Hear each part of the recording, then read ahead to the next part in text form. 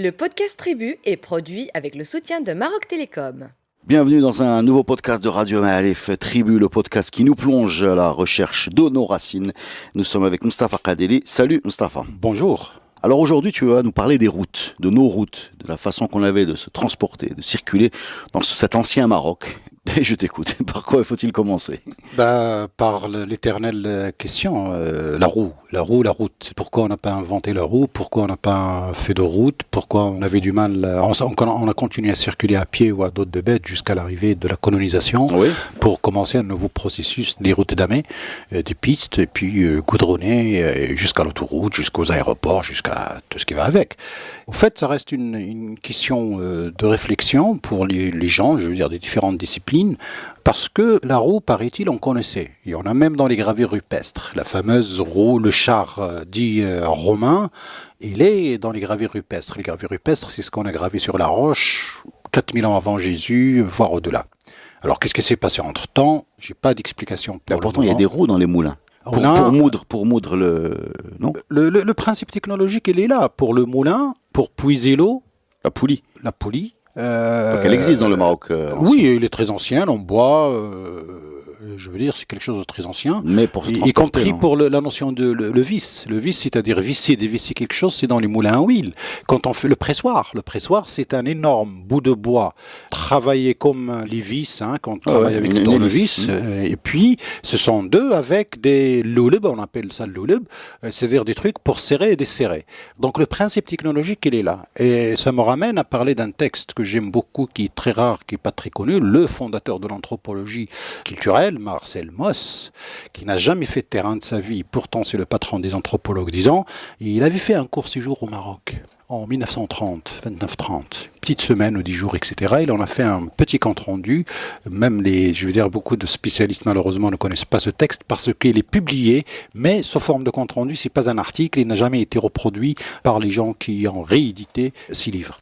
Et il s'intéresse à la notion du clou. Il s'est intéressé au clou. Et on a inventé aussi le clou parce que le principe, il est là, de la transformation. C'est-à-dire, on a une matière première, le fer, ou quelque chose comme ça, qu'on doit chauffer, qu'on transforme et qu'on utilise. Et il a dit, cette société-là que vous me dites indigène, que vous me présentez sauvage, que vous me présentez sous toutes les couleurs, je vois qu'il y a des choses qui sont très intéressantes et il s'arrête sur la notion du clou. Il a dit, cette société connaît le clou. Il a inventé le clou, il a travaillé le clou. Son problème, c'est que le clou est resté grossier. Il n'est pas passé ou il n'est pas allé vers ce qu'on appelle le fin.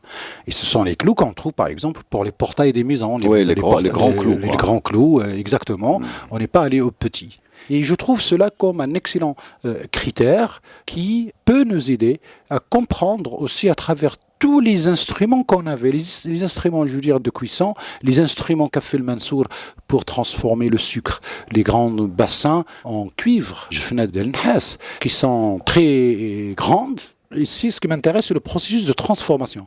Prendre un produit minier à l'état brut, et ça, c'est noté dans toutes les sources historiques sur l'or, l'argent, le fer, le bronze, le cuivre, tout ça, c'était des techniques connues et parmi les choses dans la maîtrise du pouvoir à l'époque, en plus de la maîtrise des routes sur lesquelles on va revenir, la maîtrise des routes caravanières et de commerce, c'est la maîtrise des mines.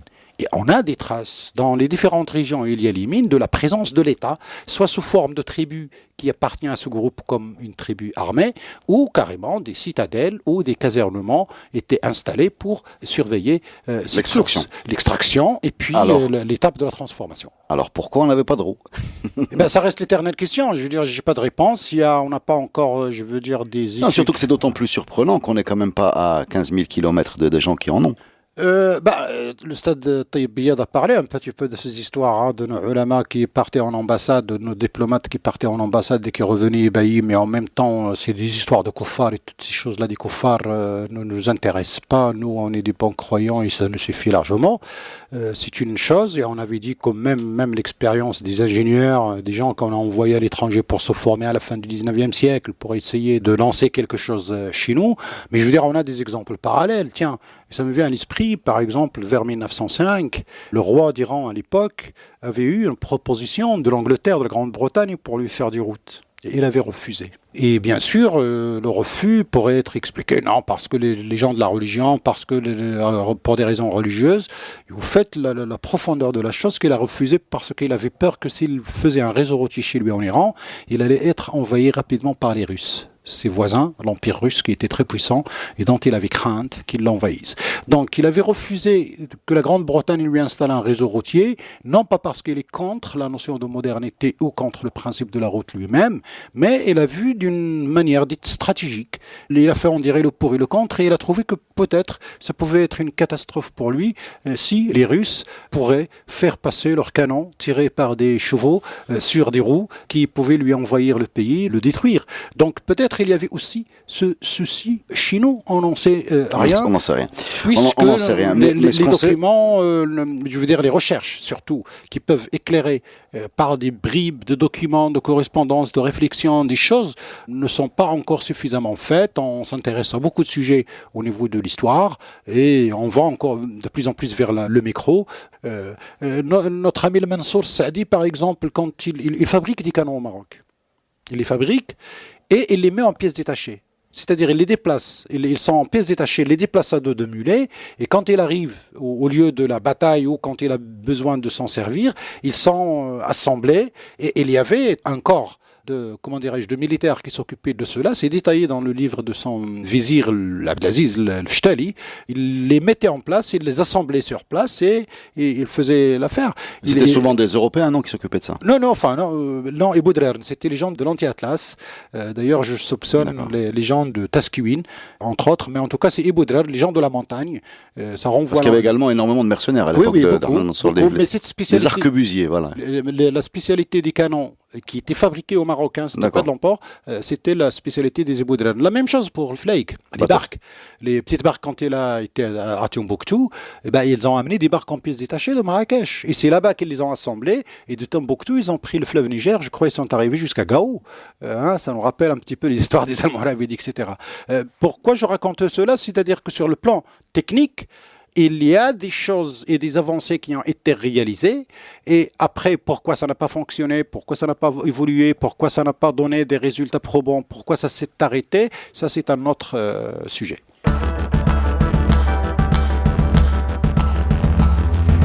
Alors donc ce qu'on sait, c'est qu'on s'est transporté à dos de cheval, mulet, dromadaire, longtemps. Oui. Donc il y avait des fleuves au Maroc. Parce qu'il y avait des ponts. Et on a toujours. Il y en a toujours. Mais ils étaient plus gros apparemment. Et on a toujours. Donc Mourbès, Bou, il y a des passages importants qui barrent le Maroc. Quoi. Oui, je veux dire, on a déjà la tradition du commerce transsaharien. Bon, pour le Sahara, c'est clair, c'est le dromadaire, c'est-à-dire le navire par excellence de cet océan qu'on appelle le Sahara, et qui a fait l'affaire jusqu'au 19e siècle, je veux dire, sans problème et sans interruption. Et puis, de là, le commerce transsaharien ne s'arrête pas au niveau des ports sahariens, c'est-à-dire de Sijl Massa, ou de Aqqa, d'Atazroualt. Ils appellent des ports. Les ports sahariens, c'est exactement la même chose, je veux dire, comme les ports maritimes. C'est l'intérêt. Si j'accepte l'idée que le Sahara est un océan, ça devient logique. Et les navigateurs sont les... Tout à fait, parce qu'ils naviguent avec les étoiles comme tous les navigateurs de la mer. Et surtout, le Sahara, quand il fait très chaud, on préfère marcher la nuit plutôt que le jour. Parce que le jour, c'est trop chaud, donc il faut quand même 50 jours de traversée. Donc reviens à ces ports sahariens. Sahariens, ce commerce ne s'arrêtait pas là. C'est-à-dire les ports sahariens sont des points d'échange, de repos, de ravitaillement pour continuer la route vers les ports de la montagne, qui sont Marrakech et Fès. Avant Marrakech, c'est Termet. Fès, c'est un port de montagne. C'est-à-dire, elle est au pied de la montagne, on traverse le Sahara, on arrive vers le Tafilelt, ça va, on se pose, il y a Sijl Massa, et puis après, on traverse le Haut-Atlas oriental par Tizint le dans la route qui existe toujours. Je veux dire, là où il y a les routes aujourd'hui, c'est les passages des caravanes à travers l'histoire. Que ce soit pour Tizint le vers Tafilelt, et que ce soit Tizint Tishka entre Marrakech et Ouarzazate, ça a toujours été... J'ai fait souvent cette route de Tizint Tishka, j'imagine sur un dromadaire l'épreuve que ça devait être. Parce que déjà dans une voiture, c'est difficile. Oui, bon, mais quand même... c'est difficile, c'est difficile. Il y a un détail, c'est là qu'intéresse l'histoire et j'en profite pour le dire. La route caravanière ne passait pas exactement à Tizint Tishka. D'accord, tu vois. Elle passait à Tizint Louet, c'est-à-dire là où il y avait la maison du Glaoui. Oui. Et de là vers Ait Ben Haddou et Ouarzazate. C'est normalement ce que devrait prendre la route d'aujourd'hui. On a beaucoup de problèmes avec la route d'aujourd'hui, c'est toujours en chantier, ça fait 10 ans, depuis beaucoup d'accidents, beaucoup d'histoires, de catastrophes, et on n'arrive toujours pas. Pourquoi? Parce que le terrain il est glissant, le sol, quand il prend beaucoup de pluie et de neige, il s'écroule. Donc on arrange, mais c'est délicat. Mais au fait, pour l'anecdote, pour l'histoire, en 1926, quand les autorités françaises ont décidé de faire cette route par Tizi Tlouat, Sehmo el-Glaoui, qui était le frère de le pacha de Marrakech, c'est Tahmi, avait refusé complètement que les Français mettent leur nez et dans le coin, y compris l'installation d'un hakam. Ça, c'est Sehmo el-Glaoui. Et donc, du coup, la négociation, etc., ils ont écarté la route de la route historique qui passe par le village de Tlouat, et on est allé quelques kilomètres plus loin pour passer par Tizi Ntishka. Mais c'est bizarre parce que d'après le podcast qu'on a fait avec le professeur Oujamal, Tahmi el-Glaoui, en tout cas le pacha de Marrakech, était plutôt copain avec les Français. Oui. Donc pourquoi son frère refuse la route?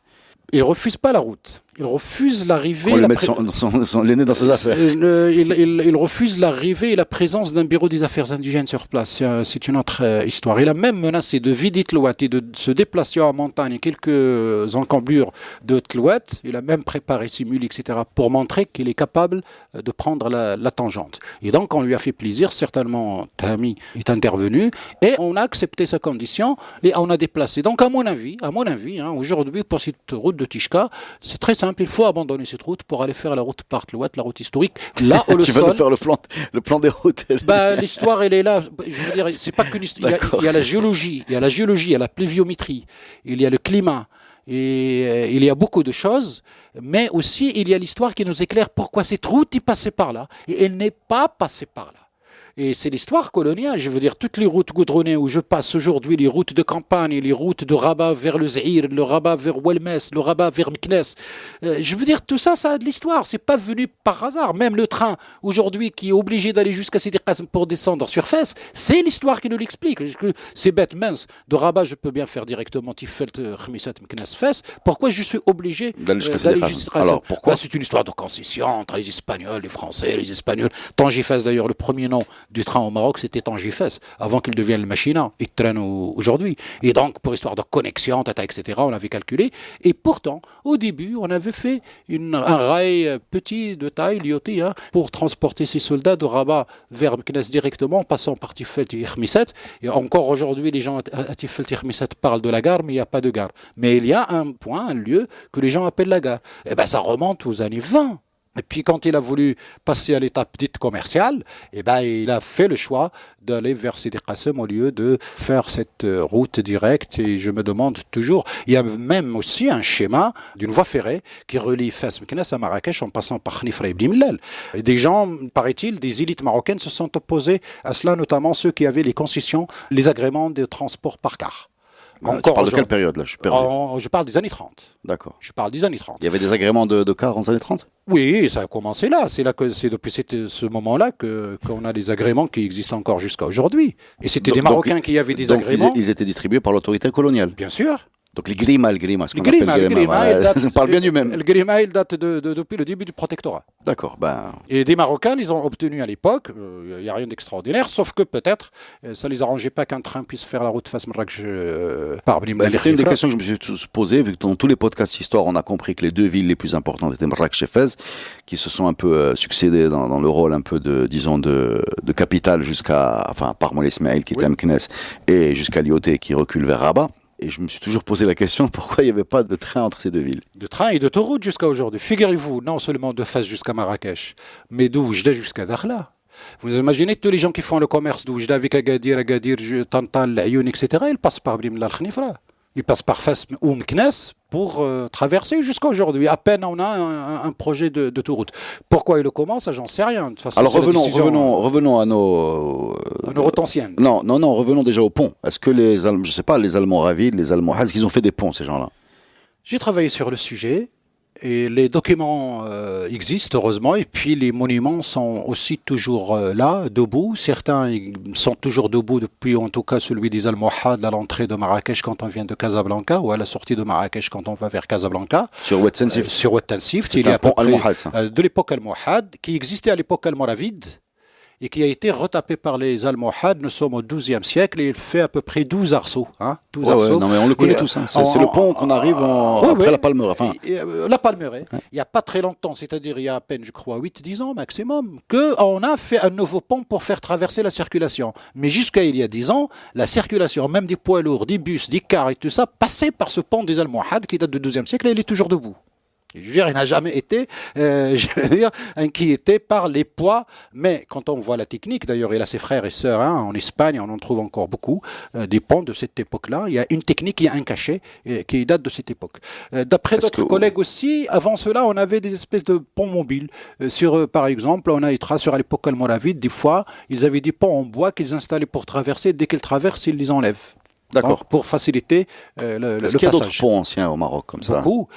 Beaucoup. Je peux citer par exemple sur Marbi', par exemple entre Khnifra et Qsbet-Tadla, j'en ai compté 5 exactement. Un à Khnifra, un second en aval de Khnifra, un troisième à Zaouid Chir sur le Marbi' qui doit faire une quinzaine d'arceaux. Aujourd'hui, celui-là, il est détruit. Il reste encore un arc debout, mais c'est quelque chose de très intéressant. Je trouve trace qu'il fonctionne jusqu'à l'époque saadienne, c'est clair. Il y a dans une lettre de Mansour à son fils Zidane, qui était Zidane à côté de Fqih Ben Salih, il lui demande de couper la route et donc le contrôle du pont. Le Hassan Ben Saoud, lui aussi à l'époque de Moulay Ismail, le mentionne. Parce que lui aussi c'est l'opposant à Moulay Ismail, on parle bien du non, pas enfin l'opposant, l'intellectuel de son époque. C'est pas lui qui lui a écrit un livre en disant qu'il le Risala al-Kubra ou le Risala al-Sughra, mais en tout cas, la grande et la petite lettre. Donc voilà, donc qu'est-ce qu'il dit? Celui aussi parle de pont aussi. Il partait à Marrakech et il laissait ses bagages à Tcharloued et Gharb Ben Wassif, le nom du village qui existe toujours, là où il y a la prise du pont aujourd'hui. Je l'ai visité, maintenant c'est détruit, mais je crois jusqu'à ce moment ce pont fonctionnait. Et ça nous donne une idée sur cet axe Marrakech Fès, et ce passage à travers l'histoire des sultans entre le nord et le sud des deux capitales, et comment le système du pont ne permettrait de passer non seulement le passage des sultans ou le passage des armées, mais le passage du commerce et des caravanes. Parce que c'est un élément fondamental dans l'histoire, c'est des histoires d'échange, parce que je disais, on traversait le Sahara, le port saharien, on traverse la montagne, les ports de montagne Fès, Ramat, Marrakech, et après on va vers les ports maritimes, vers Souira, vers Asila, vers l'Areich, vers Tanja, vers Nekkour qui était à côté de l'Husseima, vers Ouadlaou qui était aussi un port, pour que ces produits-là soient commercialisés au niveau de la Méditerranée, vers l'Andalousie, vers l'Italie, et on a par exemple à l'époque almohade en ce qui concerne un traité avec les Vénitiens, pour leur donner une sorte de monopole de commerce de l'empire almohade avec les autres pays européens. C'est-à-dire il y a un traité écrit, on a des recherches, des articles qui ont été publiés sur le sujet, et en tout cas qui parlent de cette continuité de ce commerce transsaharien qui a fait le bonheur de l'histoire. Donc on a des routes tracées, des caravanes qui sont un petit peu que les routes goudronnées aujourd'hui ont supplanté, mais c'était exactement les mêmes passages. Pourquoi? C'est la géographie qui nous impose.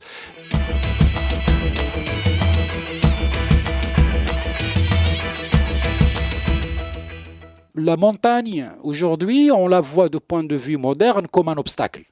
Au fait, il n'a jamais été un obstacle parce qu'à l'époque, à pied ou à dos de mulet, ce qu'on appelle les passages de montagne, il n'y a que ça, les tizi, le passage. On traduit ça par col.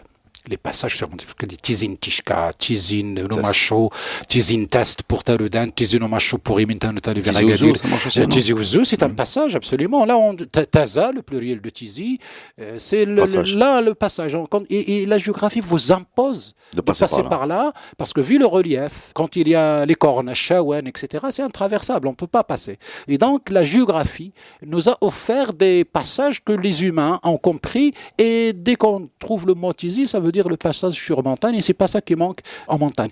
Donc je disais, on la voit comme un obstacle. Il ne l'a jamais été. On traversait dans tous les sens, nord, sud, sud, nord, vers le Sahara, vers la Méditerranée, sans aucun problème, avec cet ensemble de réseaux routiers qui peuvent être route sultanienne, Toroq Sultania, on a ça dans les chroniques, c'est-à-dire les routes que les sultans avaient l'habitude de prendre entre les villes impériales en général. Il y a des passages, c'est codifié, etc., etc. Et puis ces routes de commerce transversales qui allaient des ports sahariens vers les ports de montagne, vers les ports de la Méditerranée. Et puis ces routes qui intra-tribales, si j'ose dire, aujourd'hui, ou intra-régions, sur les échanges de commerce au niveau local, sans que cela soit trans-montagne ou trans-saharien ou trans-méditerranéen. Voilà comment on pourrait comprendre. C'est pour ça que je dis, Marbi', il y a 5 ponts hein, on a cité. Tinsift, il y a ce pont de Marrakech. Sbou, il y a le pont à côté de la ville de Fès. D'ailleurs, c'est là que les sultans, quand ils voulaient sortir en harka, ils mettaient la tente sultanienne à côté du pont de Sbou. C'est le signal qu'il y a une harka en préparation. Donc les gens qui veulent participer peuvent être recrutés. C'est comme ça qu'ils comprennent que le sultan allait bouger. On a de la Croix qui nous a laissé dans sa visite au Maroc un tableau qui te l'ouvre, le tableau qu'il a appelé le pont arabe. Les restes d'un pont, alors je n'ai pas encore localisé exactement, est-ce que ce soit sur le Oued Sbou, Oued Bet, ou le Lokos. On a le fameux pont de Oued el-Makhazin que les Saadiens avaient détruit pour piéger l'armée de Sébastien portugaise. Quand ils ont attaqué, les Portugais ont essayé de reculer, mais il n'y avait plus le pont qu'ils avaient traversé. C'est là où le meurt noyé. Absolument, parce qu'ils voulaient traverser, parce qu'ils étaient surpris que le pont n'existait plus. D'accord. Alors qu'ils l'ont traversé juste le matin même. Il s'est sabordé. On a des ponts à côté de Taza, pas loin de Oued Amlil. D'ailleurs, les Français, on en fait pas mal de cartes postales. Ils appelaient ça les ponts portugais. Ça, c'est une autre chose par rapport à la légende. Par contre, on n'a pas les ponts sur les fleuves et les rivières sahariennes. Et la réponse, elle est très simple. Parce que au niveau du Sahara, le Gir, le Ziz, le Ris, le Dra, etc., les rivières, ils sont très, très, très, très, très larges. Donc, on peut faire des passages à gué, sans problème. Alors que Sbou, Marbi', Tinsift, Bet, ils sont quand même assez denses, assez dangereux. Scouti, Dakloued Scouti, Michel Harhouri. Donc, il charrie beaucoup d'eau et il fallait absolument construire de la hauteur. On a un pont décoré, par exemple, à côté de Mknas, sur Ouednja, la route entre Fas et Mknas. On a l'un des plus beaux. Il est même décoré à la mérinide, les zouak partout. Alors, Ouednja, il est toujours là. Il n'y a plus beaucoup d'eau. J'ai visité, j'ai trouvé ça curieux. C'est le mérinide, je l'ai joué, oui. Dès qu'on voit le décor, c'est mérinide. Et d'ailleurs, j'ai vérifié dans les documents, oui, ça date à peu près entre Aboul Hassan et Bouainan. Nous avons l'un des plus beaux aussi à côté de Khmissat sur l'Oued Bet qui s'appelle le pont Afoullous. Là, on a un décor à la tour Hassan et à la tour Koutoubia. En principe, oui. Sauf qu'il y a un détail qui me déroute. J'ai pas encore trouvé trace parce qu'on a une signature qui s'appelle Barakat Mohammed. Et d'après les historiens, quand on trouve ce terme, c'est signature de l'époque alawite parce que c'est un cachet qu'on trouve beaucoup à Souira qui est associé à Sidi Mohamed Ben Abdallah. Donc, dès qu'on trouve le mot Barakat Mohammed, c'est associé normalement au alawite. Mais d'autres collègues m'ont dit, oui, c'est vrai, mais peut-être ça a été utilisé auparavant. Mais ça veut dire quelque chose, le Barakat Mohammed, c'est un humain ou c'est un Barakat Mohammed, Sayyidina Mohammed, le prophète. Ah, Barakat Mohammed. Baraka de Mohammed. C'est écrit comme ça en écriture. On peut rajouter Barakat Mohammed sur un pont al-Muhal, non? Peut-être, je sais pas. Non, là c'est incrusté, je veux dire, c'est au moment de la construction. Mais ce qui est intéressant dans ce pont, au niveau du design, c'est unique quand même, c'est extraordinaire. Malheureusement, l'arc, il est cassé. Mais le pont, il est toujours là, il est immense sur l'Oued Bet. L'Oued Bet était très connu de charrier beaucoup d'eau, il vient du Moyen Atlas, c'est important et c'est très important. Et donc, c'est en largeur à peu près 20 mètres de largeur de ce pont, et avec cette signature, et le zouak, les trucs mkhargin ou lamshbkin qu'on voit sur la tour Hassan ou au sommet de la tour Koutoubia. Ça, c'est l'un des plus beaux que j'ai vu aussi dans mes recherches sur cette histoire de pont qui n'est pas encore bien développée, malheureusement, y compris chez nos enseignants de techniques de construction des ponts dans l'école des ingénieurs qui nous construisent les ponts et chaussées. Parce qu'on enseigne ce qu'on a appris en France, c'est-à-dire le pont c'est ancien en France, mais au Maroc on n'en parle pas. Alors que la technique, je veux quand même préciser aux gens qui n'ont pas l'image, c'est-à-dire que toute cette série de ponts a été faite sans aucune note. C'est-à-dire que devant moi, j'ai Mostafa Khalili avec un micro et un casque qui a démarré avec Oued Tinsift, Oued Sbou, Oued Oumarbeh, Oued Bet. Il nous a fait tout ça d'un seul trait, sans consulter le moindre papier. Voilà, c'était juste pour la performance. Non, on travaillait sans... Peut-être même ces ponts ont été construits sans note non plus, parce que, figurez-vous, Lyoté avait demandé, quand il a appris que celui qui a construit le palais Bahia était toujours en vie. Le palais Bahia à Marrakech, c'était le palais de Bahmad, il est immense, il est génial, il est visitable aujourd'hui, c'est quelque chose avec de l'herz, le cèdre. Donc Lyoté a demandé à voir ce monsieur, et il l'a vu, il dit, bon, est-ce que tu as des plans? Il dit, non. Karachem. Mais bon, c'est quelqu'un qui connaît son métier, bien sûr. Il a appris, etc. Et puis, au point de devenir ingénieur, entre guillemets, c'est-à-dire diriger, faire un plan, et puis diriger les travaux des maçons, des malmines, etc. Et impeccable, parce que quand on voit les plafonds du cèdre incrusté au plafond et il n'y a pas un millimètre de décalage, tu dis bon, chapeau. Ce qu'on appelle khadma de mghid bikri, mais certainement, ou là, probablement, basé sur des calculs, c'est clair, sauf que, bon, on n'avait pas cette culture. Et ça ne veut pas dire que moi, je ne travaille pas sans l'écrit, sauf que j'ai travaillé sur le sujet, j'en ai même publié un papier, etc. Mais je veux dire, bon, comme toujours, j'ai toujours dit, répondu à vos convocations, quand c'est mon domaine, j'en parle d'une manière très à l'aise. Quand c'est pas mon domaine et que j'ai à en parler, je révise quand même mes classiques, parce que je le répète, dans ce métier, bon, on est spécialiste d'un domaine, mais on doit avoir un savoir des autres domaines et ça, lire ce que disent les collègues, regarder ce que font les collègues, apprendre chez les collègues et c'est comme ça que les choses avancent, c'est-à-dire on n'est pas dans un domaine où on sait tout, on est dans un domaine où il y a énormément de choses, une histoire très très très très longue, ça se travaille, c'est un travail de longue haleine et surtout c'est un travail de lecture, d'écriture, de réflexion et surtout un élément que les historiens n'ont pas l'habitude de faire et que je fais que d'autres en fait, la visite du terrain. Regardez, nos ulama bkri disaient c'est-à-dire, ça c'est pour la notion de fatwa, et je crois qu'elle est valable. On peut parler par oui dire, mais en histoire, un bon historien, il doit faire le terrain comme pourrait le faire un géologue ou un géographe ou un économiste. C'est pas parce qu'on fait de l'histoire, on parle du passé lointain qu'on doit rester coincé dans une bibliothèque comme un rat, comme on dit, pour éplucher tous les papiers qui existent. Bien sûr, ça fait partie du boulot, mais faire le terrain, et on a des thèses extraordinaires qui ont été faites en histoire sur la base de terrain et qui nous ont donné d'excellents travaux qui ont fondé carrément des écoles de pensée marocaines en histoire.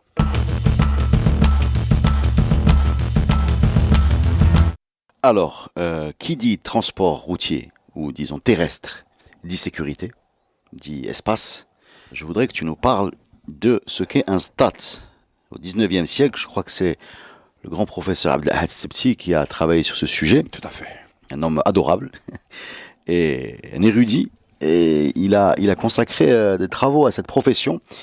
Comment tu la décrirais, cette profession de STAT? C'est sa thèse d'État. La thèse d'État, c'est-à-dire, bon, ça n'existe plus. On avait à l'époque un système doctorat troisième cycle et doctorat thèse d'État, doctorat d'État pour être nommé docteur. Maintenant, le système a changé. On a ce qu'on appelle doctorat nouveau régime. Et doctorat d'État, ça, des fois, à l'époque, on y passé beaucoup de temps, presque une dizaine d'années, je crois, le travail dessus. Et il l'a intitulé exactement comme il a publié le livre plus tard. Oui, la sécurité des routes, quoi. La sécurité des routes entre les coupeurs de route et les gens qui s'occupent de la sécurité. Les Alors, le stade, c'est quoi? Le stade, c'est le nom de la ville de Stade. Le stade, c'est celui qui fait passer d'un point à un autre une caravane sans aucun accroc, sans aucun problème. Voilà, donc c'est un mélange de sécurité et de péage. Les deux. Voilà. Les deux. Le stade, alors, à la base, le stade, c'est l'État. Parce que c'est l'État qui fait la sécurité.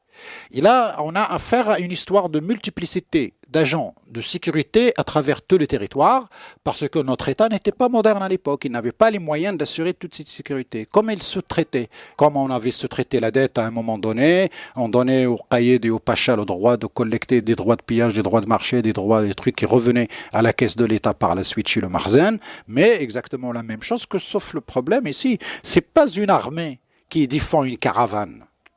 C'est juste une personne qui représente une puissance réelle ou symbolique. La puissance d'un caïd, la puissance d'un sultan, la puissance d'un pacha, la puissance d'un marabout de chef de Zawiya. Tu payes pour t'accompagner. Oui, mais il est tout seul. Je dirais, ce qui est intéressant ici, c'est...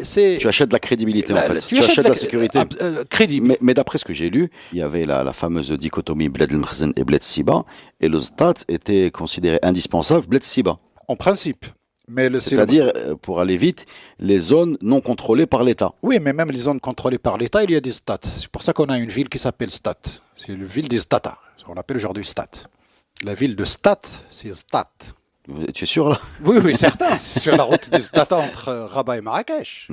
D'accord. Alors, Moulay Ismaïl, c'est une ville de Moulay Ismaïl. C'est lui qui, paraît-il, placé là pour des raisons stratégiques. Là, on est à mi-chemin entre le nord et le sud par la route côtière. Parce que aussi, ces histoires de route, il n'y a pas que la route saharienne. Il y a la route de la côte qui suit la côte jusqu'au Sahara également. Je veux dire, il y a différents réseaux qui vont nord-sud, sud, nord-est, ouest, nord-ouest. Parce qu'on a des témoignages, en particulier européens, qui réduisent le stade à la zone à la zone hors de contrôle de l'État. Après, je ne sais pas ce que ça vaut. Non, c'est ce qui est arrivé à la fin du 19e avec la période de Hassan Ier, quand Charles de Foucault, par exemple, en parle, Voilà, qui est arrivé entre 1883, à peu près vers 1883, il en parle, oui, bien sûr.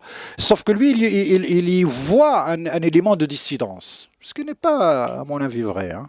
Parce que cette question de sécurité, aujourd'hui, on paye l'État.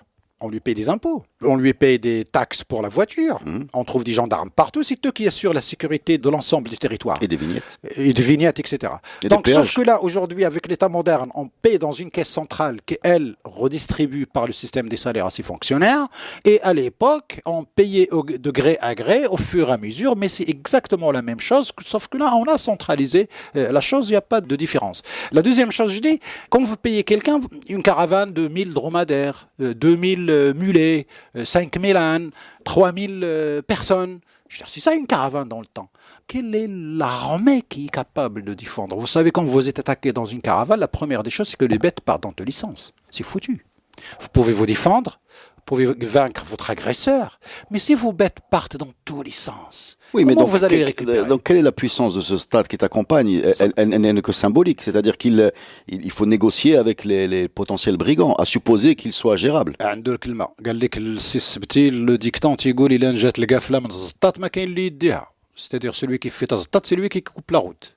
Soit vous le payez et là il vous assure la sécurité d'une manière légale, soit vous le payez pas, il vous vole et après il vient pleurer avec vous quoi, on a de haram, etc. Mais Ouais, c'est le principe de la mafia, c'est-à-dire je te menace et je te demande ta protection. oui, sauf que là, oui, C'est pas non, je te menace et je te vends ma protection. oui, oui, sauf que là, c'est pas la mafia, c'est les pouvoirs locaux qui ont besoin de revenus, de ressources. Le professeur Jam a parlé de Glaoui, l'émergence, le contrôle de Tizi. Pourquoi on a beaucoup de caïds qui sont apparus dans l'école, de passage entre le Souss, le Sahara, le Tafilalt, etc. C'est ça qui fait leur puissance. القايد القندافي، القايد المتوقي كوتي من تانوت، القايد القندافي تيزين تاست، pour من تانوت سي تيزي ومشو، تيزين تيشكا، jusqu'à l'ancêtre de Dioubih qui contrôle Tizin Tlromt, la route qui relie Fas Meknas vers le Tafilalt, etc., etc. C'est-à-dire, c'est des choses, il n'y a rien de nouveau sous le soleil. C'est juste la modernisation de l'État.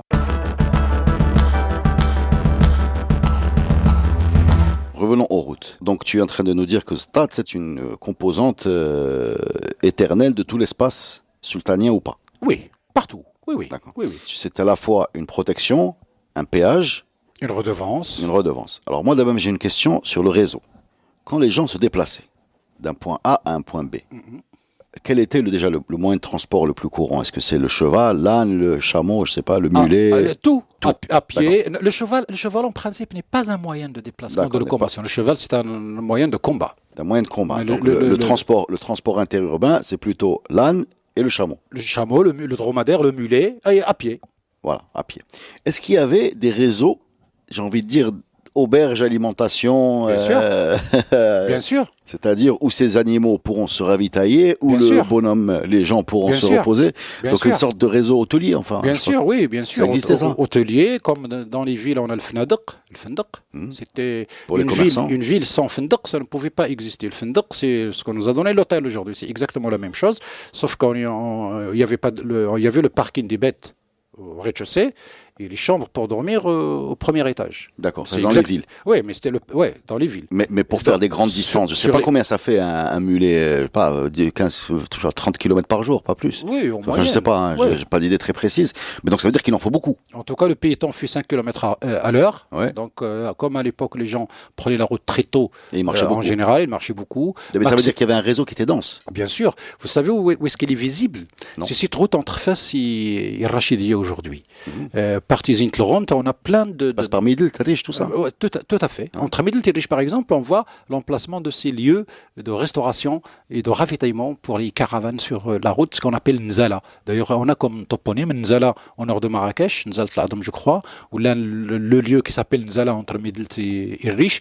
On a des traces sur certains axes routiers fondamentaux où le Glaoui, d'ailleurs, il ne faisait pas que le péage, ou là, le Qaïd al-Gundafi, ou là. C'est aussi le service de manger, de ravitailler la caravane, contre rémunération, je veux dire, c'est pas des choses gratuites. C'est comme ça bien qu'on sûr, bien sûr, accumule, non, mais- qu'on accumule aussi la force, le contrôle et la perception des revenus.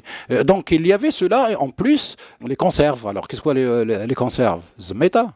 Hein, Zameta est un élément fondamental pour les gens qui faisaient les routes parce que c'était quelque chose qu'on pouvait préparer facilement. Les viandes séchées, Oui, des choses qui se conservent. se conservent, les fruits séchés et les légumes séchés. Vous savez, il faut toujours la logistique, surtout quand il est de la caravane, il y a toujours un service logistique, c'est-à-dire qu'il fournissait l'eau et la nourriture sur les routes. Et on a des traces comme ce Djar dont on parlait lui aussi, à l'époque de Moulay Ismail. Je veux dire, le village existe toujours, il y a encore quelques habitants, mais on voit les ruines de beaucoup de grandes bâtisses qui ne pouvaient être. De toute façon, les animaux, en la nature, on les attache à l'extérieur. Il suffit que les humains trouvent où dormir et puis où se restaurer. Y compris un élément basique de rien du tout, mais c'est le fameux hammam. Quand vous faites un voyage de, je sais pas moi, 10 jours, 20 jours et que vous êtes dans la poussière, il faut bien se nettoyer. Et donc, on trouve en général aussi ce réseau lié au hammam. Khnifra, quand Mohamed en fait 100 lieux de résidence, il installe, il en fait un élément de commerce fondamental. Il fait même venir des commerçants de Fès pour faire une qessaria, des fendaq, un lieu d'échange, un souk. Ça fait partie également de la puissance d'un personnage, un qaïd, un marabout, un chef de zaouia. Dans le temps, quand il n'a pas de mossam, il n'a pas de souk, il n'a pas de rentrée. Donc il faut bien des rentrées d'argent. Et surtout, sur son espace, toute personne qui la fréquente est en sécurité. Et c'est la hantise totale des tribus, des chefs de Zawiya, les chefs, les qaïds, etc., que le territoire sous sa souveraineté soit un territoire de désordre ou là, de pillage ou là, de coupeur de route. Et c'est un élément fondamental chez le pouvoir local. Moi, j'ai une question. Il y a des villes aujourd'hui qui sont des haltes naturelles des routiers. Voilà. Alors maintenant, avec l'autoroute, c'est un peu changé. Mais quelque chose comme une ville, par exemple, comme Ben Gurir, à l'époque de la nationale, c'est fatalement... Bouznerqa, entre Kazaï ou bien Sokhlarba, à l'époque où on avait... Voilà. Absolument. Bon, il n'y en a pas d'autres qui me viennent en tête, mais on les voit toutes, ces routes qui sont vraiment l'arrêt restauration. Tout à fait. Est-ce que quelque part, c'est les résidus de ces anciens stops ou ça n'a rien à voir? Mais je délire peut-être. Hein. Non, là, c'est des routes modernes. Les routes modernes. Les routes modernes, mais quand parce que j'imagine que quand tu fais 500 km au Maroc en 1204, à raison de 20 km par jour, il faut que tu t'arrêtes quasiment tous les jours. Tout à fait. Donc, il faut toujours passer la nuit quelque part. Donc le réseau, il est dense. Non, pas forcément. C'est-à-dire tu peux faire la nuit à la belle étoile. Oui. Mais, je veux dire, de temps en temps, tu fais Rabat-Marrakech, t'as Stat, hein, t'arrives à Stat, t'as Qasbat Barchid, t'as Stat. Non, il n'y avait pas Ben Gurir à l'époque encore. Alors, Ben Gurir, oui, il y a Nzalat l'Adam à côté de Sidi Bouatman, absolument. Il y a Nzala, là-bas, oui. C'est-à-dire, quand vous arrivez du nord, vous voulez aller à Marrakech, si à peu près le milieu de journée, vous êtes encore loin, je veux dire, vous n'avez pas le choix, vous vous arrêtez à Nzalat l'Adam avant de continuer sur Marrakech. Ou vous sortez de Marrakech, par exemple, en début d'après-midi. Nzala, on peut traduire par auberge un peu. Hein. Oui, Nzal, motel. Nzala. Mais pour les réseaux modernes, je veux dire, on a eu l'histoire de Bouznerqa, de Souq l'Arba'a, de Khmissat, de Ben Gurir et d'autres lieux. Sidi Ben Nour, quand on creuse un petit peu, on voit toujours la trace de l'époque coloniale. C'est les endroits où les Français à l'époque avaient installé des bars, restaurants, hôtels, auberges, etc. Merci pour ces éclaircissements. J'espère que vous en savez plus sur nos routes traditionnelles, nos ponts, nos stata, etc. La ville de Stat. Merci, Simstafa, beaucoup. Merci à vous.